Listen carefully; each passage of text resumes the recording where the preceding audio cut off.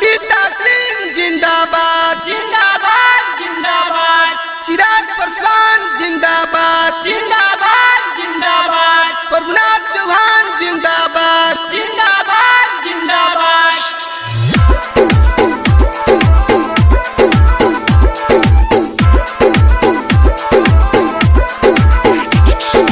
DJ Manish Raxaul.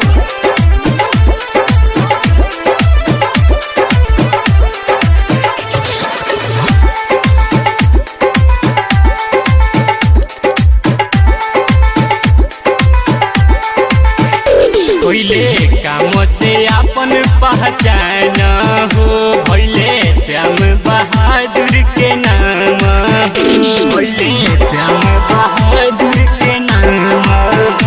भइले काम से अपन पहचान हो, भइले श्याम बहादुर के नाम हो। भोट अनमोल देई इनके जीतई ह, इनके जीतई ह। बड़हरिया विधान सभा से विधायक श्याम बहादुर के बनई ह।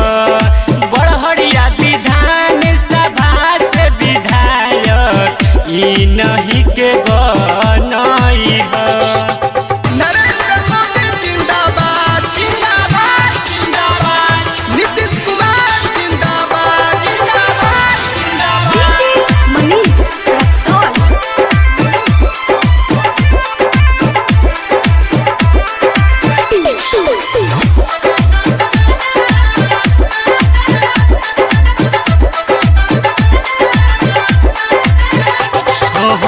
पापियो धर्मी के दिही जन साथ जी, पापियो धर्मी के दिही जन साथ जी, पापियो धर्मी के दिही जन साथ जी।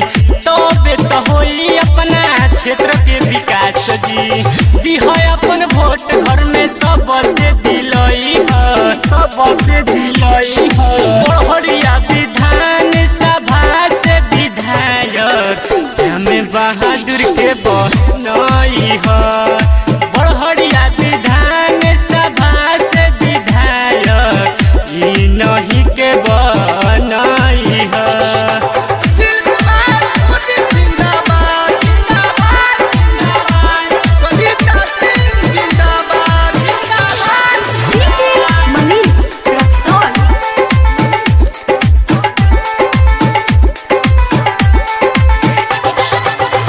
और समस्या ला उठावे ले आवाज हो, और समस्या ला उठावे ले आवाज हो। और